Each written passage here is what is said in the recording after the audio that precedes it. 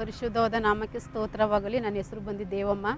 ನಾವು ಪರೇಗೌಡನ ಪಾಳ್ಯದ ಗ್ರಾಮದಲ್ಲಿ ವಾಸವಾಗಿದ್ದೀವಿ. ನನಗಿಬ್ಬರು ಹೆಣ್ಮಕ್ಳಿದ್ದಾರೆ. ನನ್ನ ಚಿಕ್ಕ ಮಗಳು, ನಾನು, ನನ್ನ ದೊಡ್ಡ ಮಗಳು 3 ಜನ ಇದ್ದೀವಿ. ನಮ್ಮ ಯಜಮಾನ್ರು ಇಲ್ಲ, ನನ್ನನ್ನು ಬಿಟ್ಟು ದೂರ ಹೊಂಟೋದ್ರು.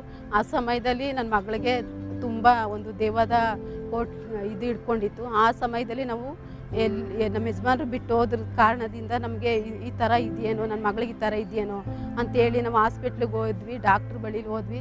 ಡಾಕ್ಟ್ರು ಏನೂ ಇಲ್ಲ, ಅವಳಿಗೆ ಆರೋಗ್ಯವಾಗಿದ್ದಾಳೆ, ಅವಳು ಚೆನ್ನಾಗಿದ್ದಾಳೆ, ಏನಕ್ಕೆ ಸ್ಕ್ಯಾನ್ ಮಾಡಿಸಿದ್ವಿ, ಏನೂ ಇಲ್ಲ ಅಂತ ಹೇಳ್ತಾರೆ. ಆದರೆ ಇದು ದೆವ್ವ ಹಿಡ್ಕೊಂಡಿರೋದು ಕಾರಣದಿಂದ ನಮಗೆ ಗೊತ್ತಾಗ್ತಿಲ್ಲ. ಹಾಸ್ಪಿಟ್ಲಿಗೆ ಮಾತ್ರ ನಾನು ಹೋದೆ. ಹಾಸ್ಪಿಟ್ಲಲ್ಲಿ ಏನೂ ಇಲ್ಲ ಅಂತ ಹೇಳಿದ್ರು.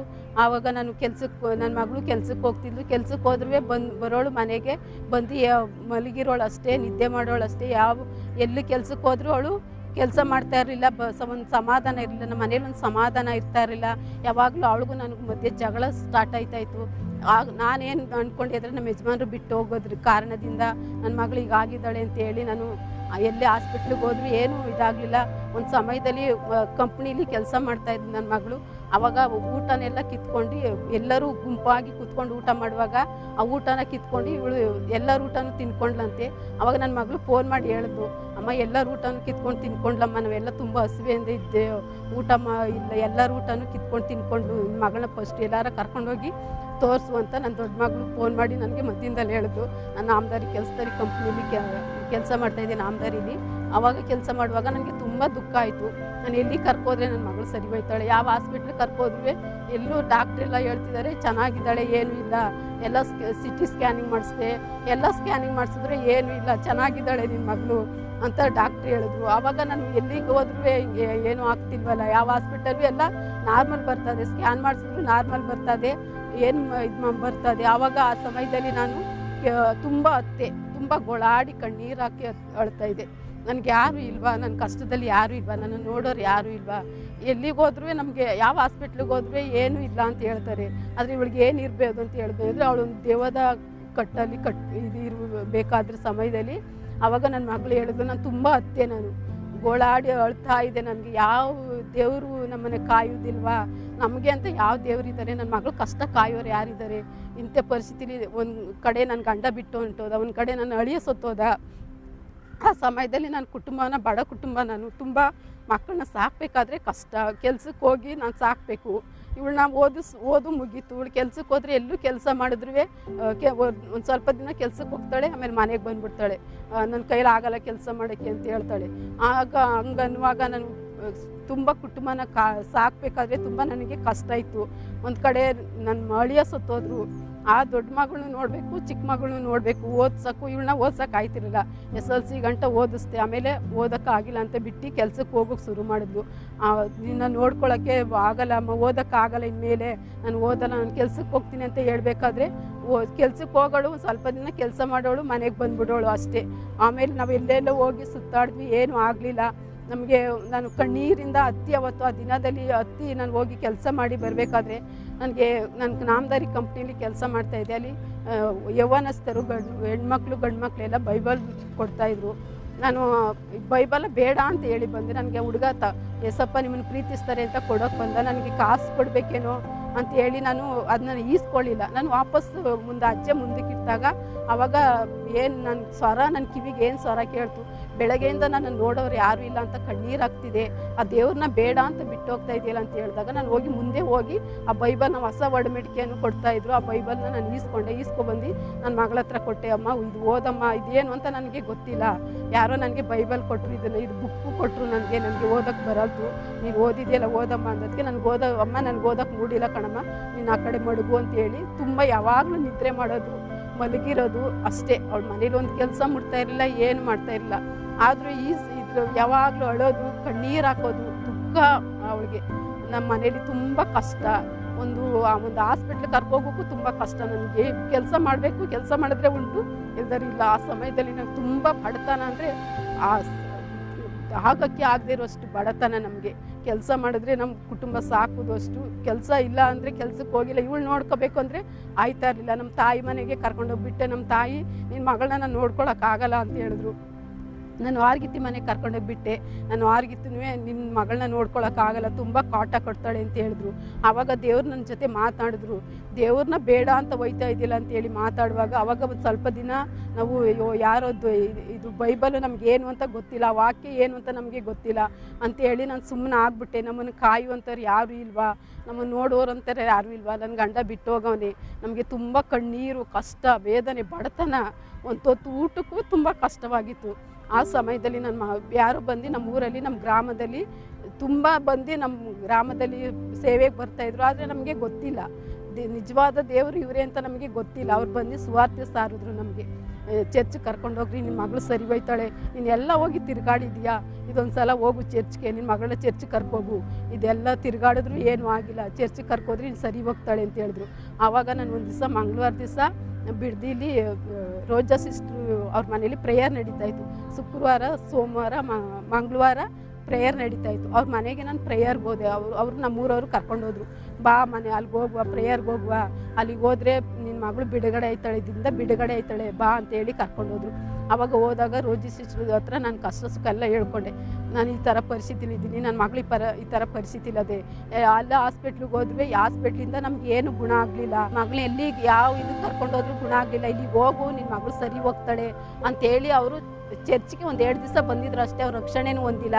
ಆದರೂ ನನಗೆ ಸುವಾರ್ತೆ ದೇವ್ರ ಬಗ್ಗೆ ಹೇಳಿದ್ರು, ಏಸಪ್ಪನ ಬಗ್ಗೆ ಎಲ್ಲ ಹೇಳಿದ್ರು. ಈ ಥರ ಹೋದರೆ ನೀನು ಸರಿ ಹೋಗ್ತೀಯ, ನಿನ್ನ ಮಗಳು ಸರಿ ಹೋಗ್ತಾಳೆ, ನೀನು ತುಂಬ ಸಾಲದಲ್ಲಿದೆಯಾ, ತುಂಬ ಕಷ್ಟದಲ್ಲಿದೆಯಾ, ನಿಮ್ಮ ಯಜಮಾನರು ನೀನು ಬಿಟ್ಟು ಹೋಗಿದ್ದಾರೆ, ಆ ಸಮಯದಲ್ಲೂ ದೇವರು ನಿನ್ನ ಕೈ ಹಿಡಿದು ನಡೆಸ್ತಾರೆ, ನೀನು ಹೋಗು ಚರ್ಚ್ಗೆ ಅಂತ ಹೇಳಿದ್ರು. ಆವಾಗ ನಾನು ಮಂಗಳವಾರ ದಿವಸ ನಾನು ಕೆಲ್ಸಕ್ಕೆ ಹೋಗಿಲ್ಲ, ನಾನು ರಜಾ ಹಾಕಿ ಅವತ್ತು ಬಿಡ್ದಿಗೆ ಹೋದೆ. ಬಿಡ್ದಿ ರೋಜಾ ಸಿಸ್ಟ್ರು ಮನೆಗೆ ಕರ್ಕೊಂಡೋದ್ರು. ಹೋಗಿ ಪ್ರೇಯರ್ ಮಾಡಿದೆ. ಹೋಗಿ ಅವ್ರ ಮನೇಲಿ ನನ್ನ ಪರಿಸ್ಥಿತಿ ಎಲ್ಲ ಹೇಳ್ಕೊಂಡೆ, ನಾನು ಈ ಥರ ಇದ್ದೀನಿ, ನನ್ನ ಮಗಳು ಈ ಥರ ಇದ್ದಾಳೆ ಅಂತೇಳಿ ನಾನು ಕಷ್ಟ ಸುಖ ಎಲ್ಲ ಹೇಳ್ಕೊಂಡ್ಮೇಲೆ ಅವ್ರು ಹೇಳಿದ್ರು, ಒಂದು ಸಮಾಧಾನ ಹೇಳಿದ್ರು ನನಗೆ. ಅಲ್ಲಿಗೆ ಹೋಗಿ ಅವ್ರ ಮನೇಲಿ ಹೋಗಿ ಒಂದು ಪ್ರೇಯರ್ ಮಾಡಿದ್ಮೇಲೆ ಒಂದು ಸಮಾಧಾನ ಸಿಕ್ತು, ಒಂದು ಧೈರ್ಯ ಸಿಕ್ತು. ನನ್ನ ಮಗಳು ಇದರಿಂದ ಗುಣ ಆಗ್ತಾಳೆ, ನನ್ನ ಮಗಳು ಸರಿ ಹೋಗ್ತಾಳೆ ಅನ್ನೋ ನಂಬಿಕೆ ನನಗೆ ಅದರಿಂದ ಬಂತು. ಆವಾಗ ಬಂದು ನನ್ನ ಮಗಳಿಗೆ ಹೇಳಿದೆ, ಶ್ವೇತಾ ಅವ್ರಿಗೆ ಚರ್ಚ್ಗೆ ಹೋಗೋಣಮ್ಮ ಅಂದೆ. ಇಲ್ಲಮ್ಮ ನಾನು ಬರಲ್ಲ, ನೀನು ಹೋಗು, ನಾನು ಯಾವುದೂ ಇಲ್ಲ, ನನಗೇನು ಇಲ್ಲ, ನಾನು ಚೆನ್ನಾಗಿದ್ದೀನಲ್ಲ, ನಾನು ಎಂತಕ್ಕೆ ಬರಲಿ, ಹೋಗು ಅಂತಂದು. ಸರಿ ಅಂದ್ಬಿಟ್ಟು ನಾನೇ ಒಬ್ಬಳೇ ಬಂದೆ. ನಾನು ಚರ್ಚಿಗೆ ಬಂದೆ. ನಾನು ಬಂದು ಪ್ರೇಯರ್ ಮಾಡಿದೆ. ದೇವ್ರ ಹತ್ರ ಕೇಳಿದೆ, ದೇವರೇ ನನ್ನ ಮಗಳು ನಾನು ಎಲ್ಲ ತಿರುಗಾಡಿ ಸಾಕಾಗಿದ್ದೀನಿ, ಎಲ್ಲ ಹಾಸ್ಪಿಟ್ಲು ತಿರುಗಾಡಿದ್ದೀನಿ, ಎಲ್ಲ ಇದ್ರಗಳಿಗೂ ನಾನು ತಿರುಗಾಡಿದ್ದೀನಿ, ನಾನು ಎಲ್ಲ ಆಗಿ ಸಾಕಾಗಿದ್ದೀನಿ, ನನಗೆ ಗೊತ್ತಿಲ್ಲ, ನೀನೇ ನನ್ನ ಮಗಳನ್ನ ಗುಣಪಡಿಸ್ಬೇಕು, ಇದರಿಂದ ಈ ದೇವದಿಂದ ಕಟ್ಟಲ್ಪಟ್ಟಿರುವಂಥ ಇದನ್ನ ನನ್ನ ಮಗಳನ್ನ ನೀನೇ ಗುಣಪಡಿಸ್ಬೇಕು ಅಂತೇಳಿ ಬಂದು ಪ್ರಾರ್ಥನೆ ಮಾಡಿದೆ ಕೂತ್ಕೊಂಡು. ಏನು ಪ್ರಾರ್ಥನೆ ಮಾಡಬೇಕಂತ ನನಗೆ ಗೊತ್ತಿಲ್ಲ. ಸುಮ್ಮನೆ ಬಂದು ಕೂತ್ಕೊಂಡೆ ಚರ್ಚಲ್ಲಿ.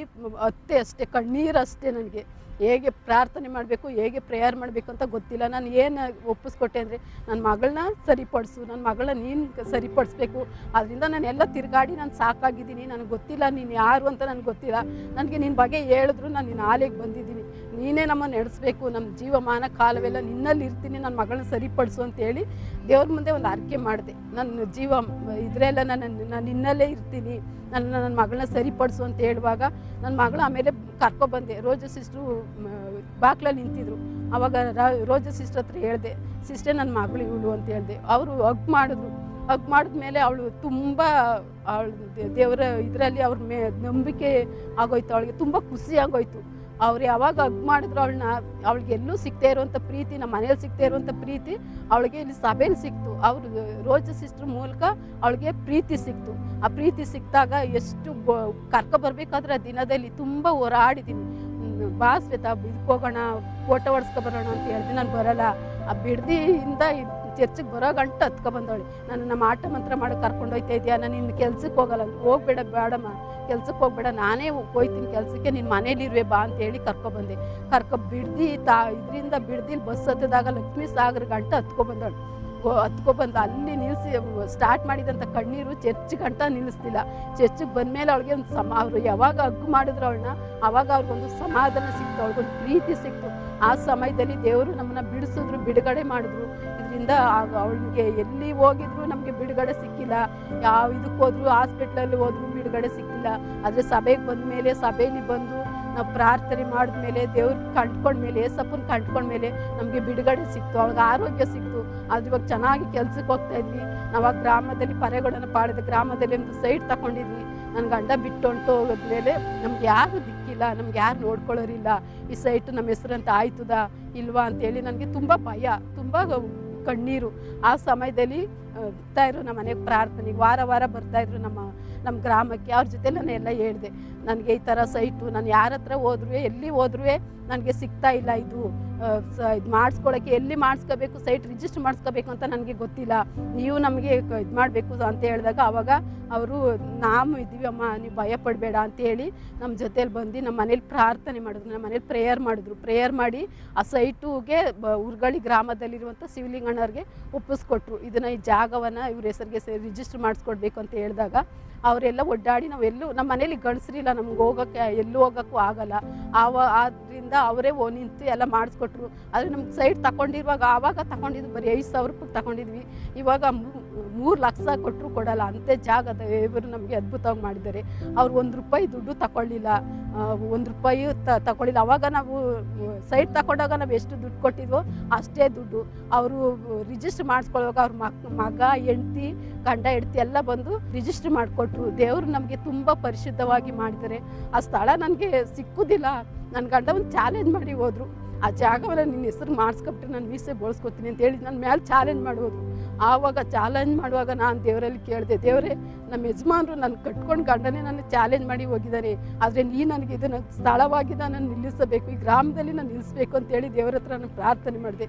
ನಾನು ಪ್ರಾರ್ಥನೆ ಮಾಡೋದಕ್ಕೂ ನಾನು ಬೇಡೋದಕ್ಕೂ ದೇವರು ನನಗೆ ಹೆಚ್ಚಾಗಿ ಅದನ್ನು ಕೊಟ್ಟಿದ್ದಾರೆ, ಆ ಜಾಗವನ್ನು ಕೊಟ್ಟಿದ್ದಾರೆ. ಆದರೆ ಆ ಜಾಗದಲ್ಲಿ ಮನೆ ಕಟ್ಟೋದಕ್ಕೆ ದೇವ್ರು ಸಹಾಯ ಮಾಡ್ತಾರೆ ಅನ್ನೋ ನಂಬಿಕೆ ನನಗಿದೆ. ನಾನು ನನ್ನ ಮಗಳು ಚರ್ಚಿಗೆ ಬರ್ತಾಯಿದ್ದೀನಿ. ನನ್ನ ಮಗಳು ಇವಾಗ ಯಾವ ಇದು ಇಲ್ಲದೇ ದೇವರು ಚೆನ್ನಾಗಿಟ್ಟಿದ್ದಾರೆ, ನಮ್ಮನ್ನು ಚೆನ್ನಾಗಿಟ್ಟಿದ್ದಾರೆ. ಕೆಲಸಕ್ಕೆ ಹೋಗ್ತಿದ್ದೀನಿ, ಬರ್ತಿದ್ದೀನಿ, ನಮ್ಮನ್ನು ಇನ್ನೂ ಚೆನ್ನಾಗಿ ಉನ್ನತ ಸ್ಥಾನದಲ್ಲಿ ದೇವರು ನಮ್ಮನ್ನು ಮೇಲಕ್ಕೆ ಎತ್ತಿದ್ದಾರೆ. ನನ್ನ ಮಗಳು ನನ್ನ ದೊಡ್ಡ ಮಗಳಿಗೆ ನನ್ನ ಜೊತೇಲಿದ್ದಾಳೆ, ಆದರೂ ಜೊತೇಲಿದ್ರೂ ಅವಳು ನಾವು ಒಂತಾವಿಲ್ಲ. ಅವಳು ಒಂದು ಬಾಡಿಗೆ ಮನೆ ಮಾಡ್ಕೊಂಡು ನಾವೊಂದು ಬಾಡಿಗೆ ಮನೆ ಮಾಡ್ಕೊಂಡಿದ್ದೀವಿ. ಆ ಮನೆ ಜಾಗ ಮನೆ ಉಳ್ಳೋಯ್ತು, ಅದರಿಂದ ನಾವು ಬಾಡಿಗೆ ಮನೆ ಮಾಡ್ಕೊಂಡಿದ್ದೀವಿ. ಆ ದೇವ್ರ ಹತ್ರ ನಾನು ಪ್ರಾರ್ಥನೆ ಮಾಡಿದೆ. ಅಲ್ಲಿ ಗ್ರಾಮದಲ್ಲಿ ನಾವು ಮನೆ ಕೇಳಿದಾಗ ಏನು ಹೇಳಿದ್ರು, ನೀವು ಚರ್ಚ್ಗೆ ಹೋಗ್ತೀರಾ, ನಿಮಗೆ ಮನೆ ಕೊಡಲ್ಲ ಅಂತ ಹೇಳಿದ್ರು. ಆ ಸಮಯದಲ್ಲಿ ನಾನು ದೇವ್ರ ಹತ್ರ ಪ್ರಾರ್ಥನೆ ಮಾಡಿದೆ, ದೇವರೇ ನನಗೆ ಒಳ್ಳೆ ಮನೆ ಕೊಡಬೇಕು, ಪ್ರಾರ್ಥನೆ ಮಾಡೋಕ್ಕೆ ಮನೆ ಕೊಡಬೇಕು, ಸ್ಥಳ ಕೊಡಬೇಕು, ಇಲ್ವಾ ನಾನು ಈ ಗೋಡೆ ಬಿದ್ದೋಗಿರೋ ಸ್ಥಳದಲ್ಲೇ ನಾನು ಇರ್ತೀನಿ, ಅದು ನಿನ್ನ ಚಿತ್ತ ದೇವರೇ, ನನಗೆ ಪ್ರಾರ್ಥನೆಗೆ ಅಡ್ಡಿ ಇರಬಾರ್ದು ಅಂತೇಳಿ ನಾನು ಒಂದೇ ಪ್ರಾರ್ಥನೆ ಮಾಡಿದೆ.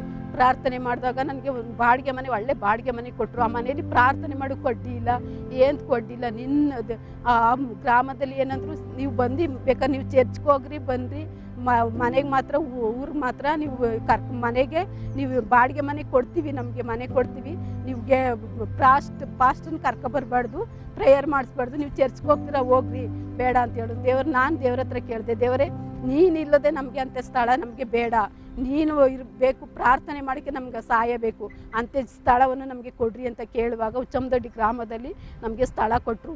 ಇರ್ರಿ, ನೀವು ನಿಮ್ಮ ದೇವ್ರನ್ನ ನೀವು ಮಾಡಿ, ನಮಗೇನು ಅಡ್ಡಿ ಇಲ್ಲ ಅಂತ ಹೇಳಿದ್ರು. ಆವಾಗ ನಮಗೆ ಪ್ರಾರ್ಥನೆ ಮಾಡೋಕ್ಕೂ ನಮಗೆ ಎಲ್ಲದಕ್ಕೂ ಅನುಕೂಲವಾಗಿ ದೇವರು ನಮಗೆ ಆ ಸ್ಥಳವನ್ನು ಕೊಟ್ಟವ್ರೆ. ಈಗ ಮನೆ ಕಟ್ಸೋದಕ್ಕೆ ನಾವು ಇದು ಮಾಡ್ತಾಯಿದ್ದೀವಿ, ಪ್ರಾರ್ಥನೆ ಮಾಡ್ತಾಯಿದ್ದೀವಿ. ದೇವ್ರು ಮನೆ ಕಟ್ಟೋದಕ್ಕೆ ನಮ್ಗೆ ಅದ್ಭುತವಾಗಿ ಮಾಡ್ತಾರೆ. ಸಾಕ್ಷಿ ಕೊಟ್ಟಂಥ ಸಭಾಪಾಲಕರಿಗೂ ನಮ್ಮ ದೇವರಿಗೂ ವಂದನೆ.